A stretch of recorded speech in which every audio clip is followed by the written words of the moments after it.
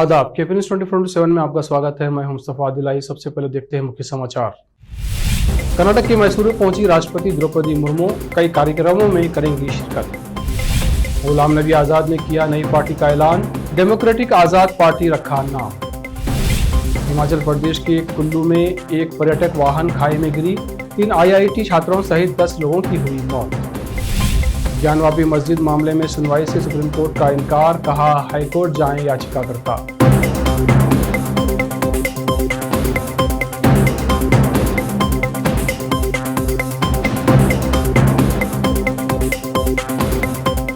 अब समाचार विस्तार से। राष्ट्रपति द्रौपदी मुर्मू का 3 दिवसीय कर्नाटक दौरा आज से शुरू हो गया है। सोमवार सुबह वो मैसूर पहुंची, जहां मुख्यमंत्री बसवराज बोम्मई और राज्यपाल थावरचंद गहलोत ने उनकी अगवानी की। बता दें कि राष्ट्रपति के रूप में किसी भी राज्य की ये उनकी पहली यात्रा है। राष्ट्रपति मुर्मू आज मैसूर के चामुंडी हिल्स में दशहरा उत्सव का उद्घाटन करेंगी। इसके अलावा वो हुबली धारवाड़ नगर निगम द्वारा आयोजित एक सम्मान समारोह में भाग लेंगी। वो धारवाड़ में भारतीय सूचना प्रौद्योगिकी संस्थान के नए परिसर का भी उद्घाटन करेंगी। राष्ट्रपति मंगलवार को बेंगलुरु में हिंदुस्तान एरोनॉटिक्स लिमिटेड की integrated cryogenic engine manufacturing facility का उद्घाटन करेंगे। गुलाम नबी आजाद ने अपनी नई राजनीतिक पार्टी का ऐलान कर दिया है। उनकी पार्टी का नाम डेमोक्रेटिक आजाद पार्टी होगा। इस मौके पर उन्होंने अपनी नई पार्टी के झंडे का अनावरण भी किया। उन्होंने झंडे के 3 रंगों के बारे में जानकारी देते हुए कहा, सरसों का रंग रचनात्मकता और विविधता में एकता को इंगित करता है, सफेद शांति को इंगित करता है और नीला स्वतंत्रता, खुली जगह, कल्पना और समुद्र की गहराई से आकाश की ऊंचाइयों तक की सीमाओं को इंगित। पार्टी के नाम को लेकर आजाद ने कहा, मेरी नई पार्टी के लिए लगभग 1500 नाम हमें उर्दू संस्कृति में भेजे गए थे। हिंदू और उर्दू का मिश्रण हिंदुस्तानी है। हम चाहते थे नाम लोकतांत्रिक, शांतिपूर्ण और स्वतंत्र हो। बता दें कि कांग्रेस के वरिष्ठ नेता गुलाम नबी आजाद ने करीब 5 दशकों के बाद 26 अगस्त को पार्टी को अलविदा कह दिया और दावा किया कि देश का सबसे पुराना दल अब समग्र रूप से नष्ट हो चुका है और इसका नेतृत्व आंतरिक चुनाव के नाम पर धोखा दे रहा है। आजाद ने पार्टी के पूर्व अध्यक्ष राहुल गांधी पर अपरिपक्व और बचकाने व्यवहार का भी आरोप लगाया और कहा कि अब सोनिया गांधी नाम मात्र की नेता रह गई हैं, क्योंकि ये फैसले राहुल गांधी के सुरक्षा गार्ड और निजी सहायक करते हैं। कि आप सब ने उसको बहुत अच्छी पब्लिसिटी दी और मुझे पूरा विश्वास है कि इलेक्शन तक ये जितनी गतिविधियां हमारी बढ़ती जाएंगी उतना ही आपका सहयोग भी बढ़ता जाएगा। बड़ी बेताबी से हमारे साथी जम्मू कश्मीर के और मीडिया के और पूरी बेंगलुरु में 25 सितंबर रविवार को ईदगाह सैयद अब्दुल कुद्दूस साहब खादरिया मस्जिद मिलर्स रोड में गुलबर्गा के वली कामिल ताजुल मशाइख अलहाज शेख ताजुद्दीन जुनैदी अलमारूफ ताज बाबा जुनैदी की याद में ताजुल मशाइख कॉन्फ्रेंस आयोजित किया गया। इसकी संरक्षण जानशीन ताजुल मशाइख हजरत अलहाज डॉक्टर शेख शाह मोहम्मद अफजलुद्दीन जुनैदी अलमारूफ सिराज बाबा सज्जादा नशीन दरगाह हजरत शेख दक्कन गुलबर्गा ने किया, जबकि पीर तरीक़त हजरत सैयद शाह गेसू दराज हजरत सैयद अली बाबा हुसैनी सज्जादा हजरत गेसू दराज बंदा नवाज गुलबर्गा ने की। जनता दल सेकुलर कर्नाटक के अध्यक्ष CM इब्राहिम और अलहाज मौलाना शफी सादी चेयरमैन कर्नाटक वक्फ बोर्ड बेंगलुरु मुख्य अतिथि थे। इस अवसर पर अतिथि उलमा इकराम ने संबोधित किया। इस अवसर पर कोलार के पूर्व मंत्री नसीर अहमद, मोहम्मद अजीम, इमरान पाशा और दूसरों के अलावा भारी संख्या में लोग उपस्थित रहे।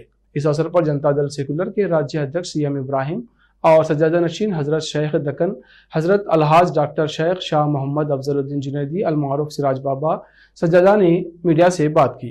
बेंगलुरु से सैयद सुल्तान पाशा की रिपोर्ट।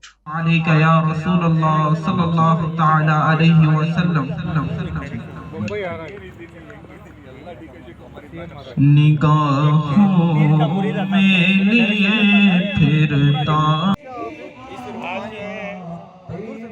इस मैदान में कई सारे महफिल लगे हैं। एक गोली दर्रा किस्सा बाद में लेते हैं। तसव्वुफ और शरीयत दोनों ये लम्हा किसी में कमी नहीं। पूरी जिंदगी शरीयत को बताएगी और जब ये नमाज पढ़ते हैं इनके साथ अरवा खड़ के नमाज पढ़ते हैं। ये जो है जैसे अस्सलाम वालेकुम रहमतुल्लाहि व बरकातुहू। आज हम यहाँ एक अज़ीमुश्शान ताजुल मशाइख कॉन्फ्रेंस के ज़िमन में जमा हैं, जिसमें मुल्क भर से मुख्तलिफ़ मशाइख़ निज़ाम, सियासी कायदीन, उलमा इकराम शिरकत किए। ताजुल मशाइख कॉन्फ्रेंस का मकसद ये है कि उनके तमाम हयात मुबारक के जो ख़िदमात जो उन्होंने किए, उन ख़िदमात को उस मिशन को हम आगे बढ़ाएं और उनके तालीमात को दूसरों तक। हिमाचल प्रदेश के कुल्लू में एक पर्यटक वाहन खाई में गिरने से भारतीय प्रौद्योगिक संस्थान IIT वाराणसी के 3 छात्रों सहित 10 पर्यटकों की मौत हो गई है। स्थानीय अधिकारियों ने सोमवार को ये जानकारी दी है। बंजार अनुमंडल के घियागी में रविवार रात हुए इस हादसे में 10 अन्य लोग घायल हो गए। 5 घायलों को इलाज के लिए कुल्लू के जोनल अस्पताल में भर्ती कराया गया है। कुल्लू जिले के उपायुक्त आशुतोष गर्ग ने कहा कि प्रारंभिक रिपोर्ट के अनुसार वाहन में चालक समेत 17 लोग सवार थे। पीएम मोदी ने ट्वीट कर घटना पर दुख जताया है। उन्होंने लिखा, हिमाचल प्रदेश के कुल्लू में अत्यंत दुखदायी है। इस दुर्घटना में जिन्होंने अपनों को खो दिया है, उनके परिजनों के प्रति मैं गहरी संवेदना प्रकट करता हूं। इसके साथ ही घायलों की हर संभव मदद की जा रही है। उनके शीघ्र स्वस्थ होने की कामना करता हूं। वाराणसी ज्ञानवापी मस्जिद केस की सुनवाई पर रोक लगाने की याचिका पर सुप्रीम कोर्ट ने सुनवाई से मना कर दिया है। कोर्ट ने कहा कि याचिकाकर्ता इसे लेकर हाईकोर्ट जा सकते हैं। सुनवाई के दौरान जस्टिस DY चंद्रचूड़ की बेंच ने कहा कि वो जनहित याचिका पर सुनवाई नहीं करेंगे।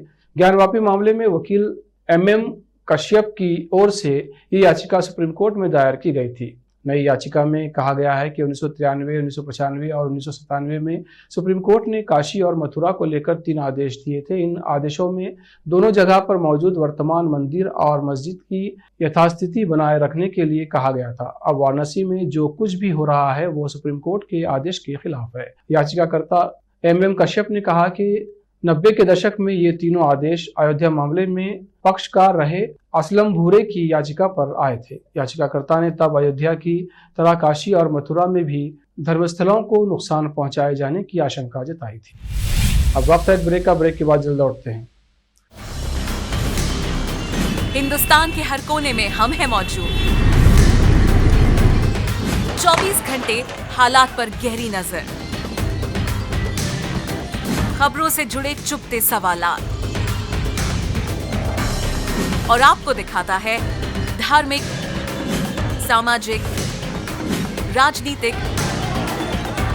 लोकल और इंटरनेशनल न्यूज की सबसे बेहतर कवरेज, जो आपको रखती है हर पल बाखबर। देश और दुनिया भर की खबर के लिए देखते रहें KP News 24/7। Noor education trust Bidar की ओर से चलाए जाने वाला Noor M.Ed and B.Ed college Bidar, recognised by NCTE Delhi and affiliated to Gulbarga University, Gulbarga. Admission are open for the academic year 2021-22. विशेषज्ञ और सक्षम शिक्षकों द्वारा शिक्षा प्राप्त करने के लिए नूर M.Ed and B.Ed कॉलेज में दाखिला लें और शांत वातावरण में शिक्षा प्राप्त करें। बीदर शहर में बेहतर शिक्षा का एकमात्र केंद्र Noor M.Ed and B.Ed college, Shahpur gate, Bidar. Phone numbers 9945283920, 8482221297। घर, दुकान और ऑफिस कितना भी सुंदर बनाया जाए और हर तरह से उन्हें सजाया जाए, अगर फर्नीचर ना हो तो सब अधूरा सा लगता है।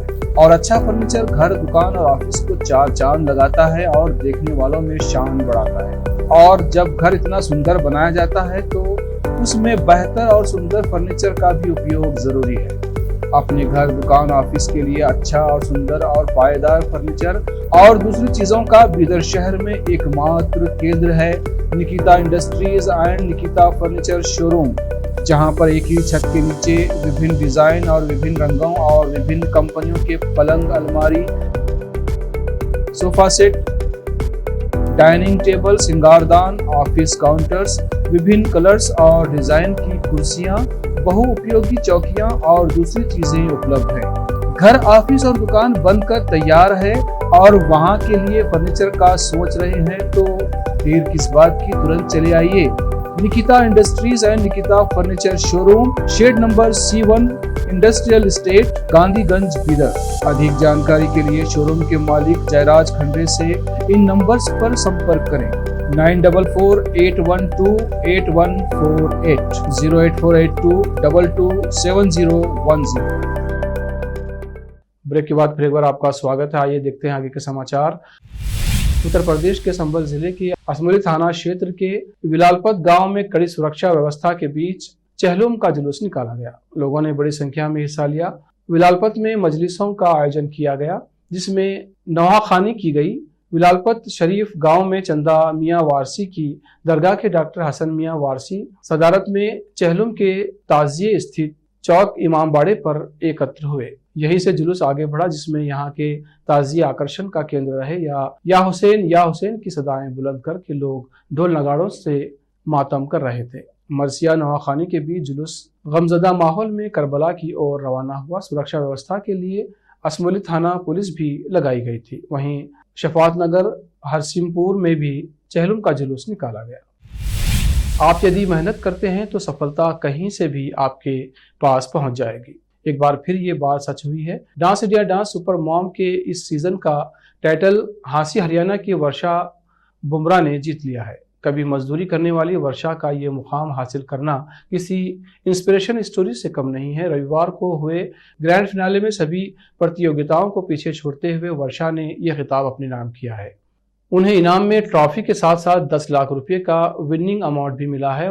वर्षा मध्यम वर्गीय परिवार का हिस्सा हैं। उनके पति दिहाड़ी मजदूरी करते हैं और वे खुद भी कई बार पति का हाथ बटाने के लिए निर्माणाधीन इमारतों की साइट पर मजदूरी किया करती थी। हरियाणा के हांसी की रहने वाली वर्षा ने जिस मेहनत के दम पर आज ये मुकाम हासिल किया वो काबिले तारीफ है। वर्षा की इस जीत से हर कोई खुश है। जब ग्रैंड फिनाले में उनके नाम की विनर के तौर पर घोषणा हुई तो हर कोई खुशी से उछल गया।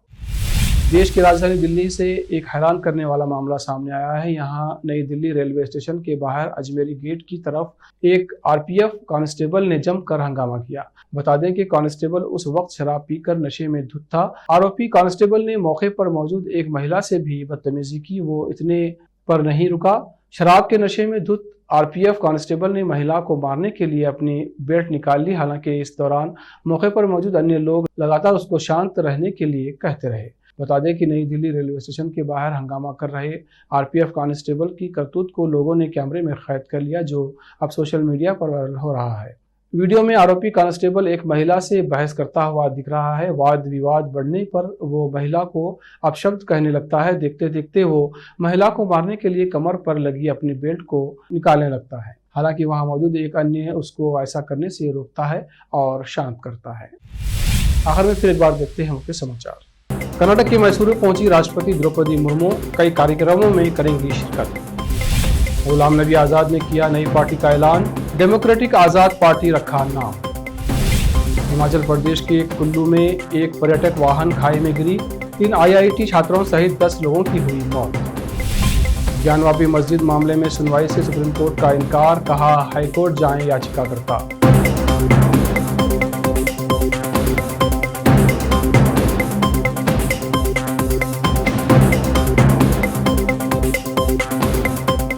केपी न्यूज में इतना ही। देश प्रदेश के समाचारों के लिए देखते रहिए केपी न्यूज 24/7। धन्यवाद।